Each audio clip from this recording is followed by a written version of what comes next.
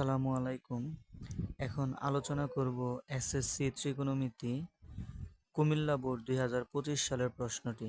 উদ্দীপকে বলা আছে sec a plus tan a equal to 5/3 এবং sin theta plus cos theta equal to p। ক নাম্বার প্রশ্ন, sin 60 ডিগ্রি মাইনাসের আলফা ইকুয়াল টু 1/2 হলে sec আলফা এর মান নির্ণয় করো। তাহলে এখানে দেওয়া আছে sin 60 ডিগ্রি মাইনাসের আলফা ইকুয়াল টু হাফ। এখন আমাদেরকে দেখতে হবে সাইন কত ডিগ্রির মান 1/2। তাহলে আমরা ডান পাশে লিখব সাইন কত ডিগ্রির মান 1/2। আমরা জানি সাইন 30 ডিগ্রির মান 1/2। তাহলে এই পাশেও সাইন এই পাশেও সাইন, উভয় পাশ থেকে সাইন সাইন কাটা। বাম পাশে থাকে 60 ডিগ্রি মাইনাসের আলফা ইকুয়াল টু 30 ডিগ্রি। তাহলে আমরা আলফাকে যদি ডান পাশে নিই, 30 ডিগ্রিকে বাম পাশে আনি, তাহলে 30 ডিগ্রি আছে প্লাসের, 30 ডিগ্রি হবে মাইনাসের, আলফা ছিল মাইনাসের, আলফা হবে প্লাসের। 60 থেকে 30 বাদ দিলে হয় 30 ডিগ্রি ইকুয়াল টু আলফা। অতএব আমরা বলতে পারি আলফা ইকুয়াল টু 30 ডিগ্রি। আচ্ছা, আমাদের কিন্তু বের করতে বলছে sec আলফা এর মান নির্ণয় করো। তাহলে আমরা এখন বলবো sec আলফা। তাহলে আলফার মান আমরা এখানে বসিয়ে দিলে পাই sec 30। sec 30 ডিগ্রির মান হচ্ছে cos 30 ডিগ্রির উল্টা, অর্থাৎ 2/√3। 2/√3 এটাই হচ্ছে আমাদের উত্তর। sec আলফা, আলফার পরিবর্তে আমরা বসায় দিতে পারি 30 ডিগ্রি। sec 30 ডিগ্রির মান 2/√3। খ নাম্বার প্রশ্নে বলা আছে sin a plus cos a এর মান নির্ণয় করো।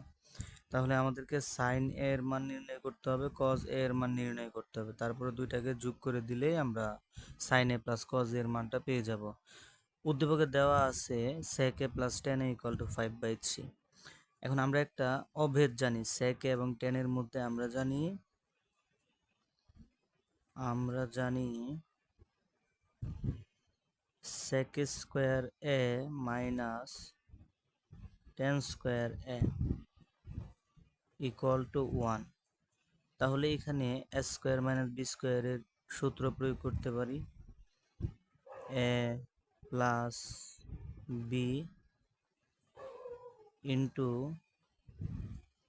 a minus b equal to ডান পাশে 1। এখন আমাদের কাছে কিন্তু sec a প্লাস tan এর মান দেওয়া আছে 5/3।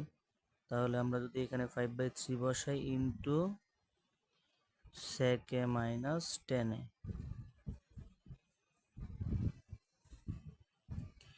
এখানে 5 আছে উপরে গুণ অবস্থায়, ওই পাশে গেলে হবে নিচে ভাগ অবস্থায়। 3 আছে নিচে, ওই পাশে গেলে হবে উপরে। তাহলে আমরা লিখতে পারি sec a minus tan a, এটা ইকুয়াল টু হবে 3, একের সাথে গুণ হবে, তাহলে 3 একে 3 আর নিচে হবে 5। এখন আমাদের উদ্দীপকে যে মানটা দেওয়া ছিল এটাকে আমরা ধরলাম 1 নং সমীকরণ, আর আমরা এখন যেটা পেলাম এটাকে ধরলাম 2 নং সমীকরণ। এখন যদি আমরা 1 নং এবং 2 নং সমীকরণকে যোগ করি তাহলে কিন্তু প্লাসের tan a মাইনাসের tan a দুইটা কিন্তু বাদ, তাহলে থাকবে sec a R sec a। এখন আমরা 1 নং এবং 2 নং সমীকরণকে যোগ করব। তাহলে যোগ করার নিয়ম হচ্ছে 1 নং এর বাম পাশের সাথে 2 নং এর বাম পাশ যোগ, এবং 1 নং এর ডান পাশের সাথে 2 নং এর ডান পাশ যোগ। তাহলে sec a R sec a যোগ করলে হবে 2 sec a, প্লাসের tan a মাইনাসের tan a বাদ, 5/3 তার সাথে যোগ হবে 3/5, 5/3 তার সাথে যোগ হবে 3/5। এখানে আমরা লিখতে পারি 2 sec a ইকুয়াল টু, এখানে হবে লসাগু ডান পাশে যেহেতু ভগ্নাংশের যুগ, 3 আর 5 এর লসাগু হচ্ছে 15। 3 দ্বারা 15কে ভাগ করলে 5, 5 এর সাথে 5 গুণ করলে 25, 5 দ্বারা ভাগ করলে 3, 3 এর সাথে 3 গুণ করলে হয় 9। এখন এখানে কিন্তু আমরা জানি sec a এটা মানে কিন্তু 1/cos a। তাহলে sec a এর পরিবর্তে আমরা লিখতে পারি 1/cos a ইকুয়াল টু 25 আর 9 যোগ করলে হয় 34 ডিভাইডেড বাই 15। এখন এখানে উপরে আছে 2, ওই পাশে গেলে হবে নিচে, তাহলে আমরা লিখতে পারি 1/cos a equal two 34/2 into 15। 2 দ্বারা 34কে ভাগ করলে হয় 17। cos a আছে নিচে, তাহলে আমরা উভয় পাশে উল্টে দিই, উল্টে দিলে হবে cos a ইকুয়াল টু 15/17। এখন আমরা 1 নং থেকে 2 নং সমীকরণটি বিয়োগ করব। তাহলে বিয়োগের ক্ষেত্রে নিয়ম কি? বাম পাশ থেকে বাম পাশ বিয়োগ এবং ডান পাশ থেকে ডান পাশ বিয়োগ। তাহলে এখানে আছে সেকে প্লাসের, তাহলে এটা হবে মাইনাসের, সেকে সেকে কাটা, আর টেনে থেকে টেনে বাদ দিলে হবে, এটা কিন্তু বিয়োগ করলে আমরা জানি বিয়োগ করলে চিহ্ন পরিবর্তন, তাহলে এটা হবে প্লাসের টেনে, টেনে প্লাসের টেনে, 2 টেনে। তাহলে আমরা এখন 1 নং সমীকরণ থেকে 2 নং সমীকরণ বিয়োগ করব। তাহলে বিয়োগ করলে হয় 2 tan a equal to 5/3 minus এ 3/5।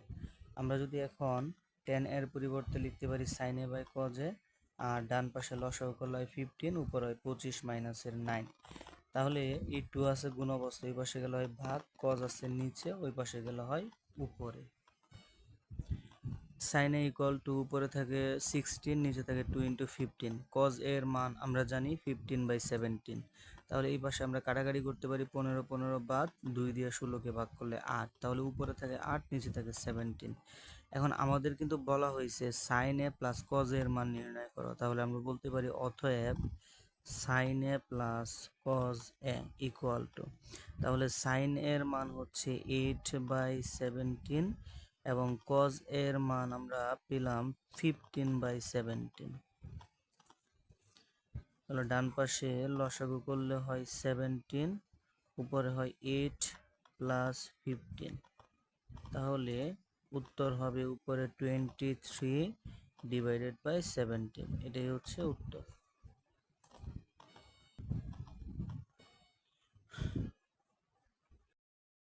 গ নাম্বার প্রশ্নে বলা আছে 2p মাইনাসের 1 ইকুয়াল টু √3 হলে থিটা এর মান নির্ণয় করো। তাহলে আমরা বলতে পারি প্রশ্ন মতে 2p মাইনাসের 1 ইকুয়াল টু √3। এখন আমরা উভয় পাশে বর্গ করি, উভয় পাশে বর্গ করলে বাম পাশে হবে হোল স্কয়ার, ডান পাশে হবে √3 স্কয়ার। তাহলে বাম পাশে a মাইনাস b হোল স্কয়ারের সূত্র a square minus 2ab plus b square, আর ডান পাশে √a স্কয়ারে কাটা, তাহলে থাকবে শুধু 3। 2k স্কয়ার করলে হয় 4, pk স্কয়ার করলে হয় p স্কয়ার, 2 এ 2 গুণ করলে হয় 4, সাথে থাকে p, প্লাস 1 স্কয়ার মানে 1, আর এখানে আছে প্লাসে 3, পাশে আসলে হবে মাইনাসে 3 ইকুয়াল টু 0। তাহলে এখানে আমরা লিখতে পারি 4p স্কয়ার মাইনাস 4p প্লাসের 1 মাইনাসের 3 অর্থাৎ মাইনাসের 2 ইকুয়াল টু 0। এখন এখান থেকে চাইলে আমরা সবার থেকে 2 কমন নিতে পারি, তাহলে 2 কমন নিলে হয় 2p স্কয়ার মাইনাসের 2p মাইনাসের 1 ইকুয়াল টু 0।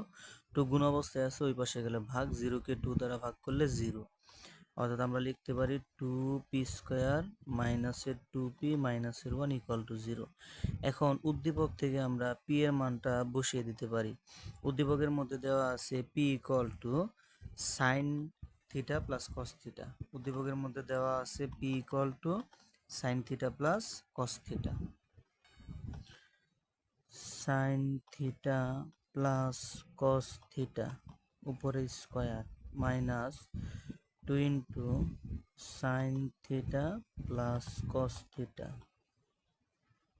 মাইনাসের 1 ইকুয়াল টু 0। এখন আমরা এখানে সূত্র প্রয়োগ করব a প্লাস b হোল স্কয়ারের সূত্র, তাহলে a square plus 2ab plus b square, এখানে মাইনাসের 2 এর সাথে গুণ করলে মাইনাসের 2 সাইন থিটা মাইনাসের 2 কস থিটা মাইনাসের 1 ইকুয়াল টু 0। আমরা লিখতে পারি এই যে সাইন স্কয়ার থিটা প্লাস কস স্কয়ার থিটা এটা সমান 1 লেখা যায়, 1 প্লাস এখানে আছে 2 সাইন থিটা কস থিটা মাইনাসের 2 সাইন থিটা মাইনাসের 2 কস থিটা মাইনাসের 1 ইকুয়াল টু 0।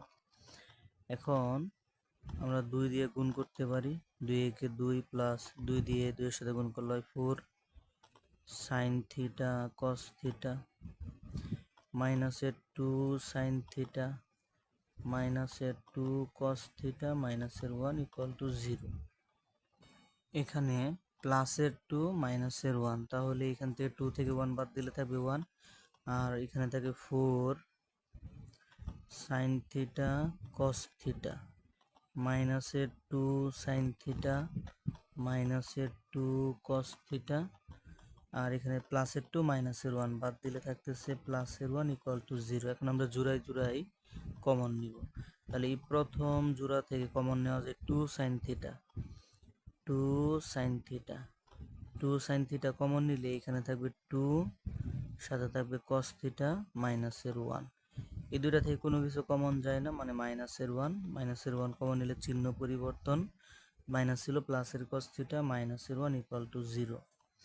এখন আমরা লিখতে পারি 2 সাইন থিটা মাইনাসের 1, অর্থাৎ আমরা 2 কস থিটা মাইনাসের 1 কমন নিলাম ইকুয়াল টু 0। এখন হয় এটা ইকুয়াল টু 0 অথবা এটা ইকুয়াল টু 0, তাহলে আমরা লিখতে পারি,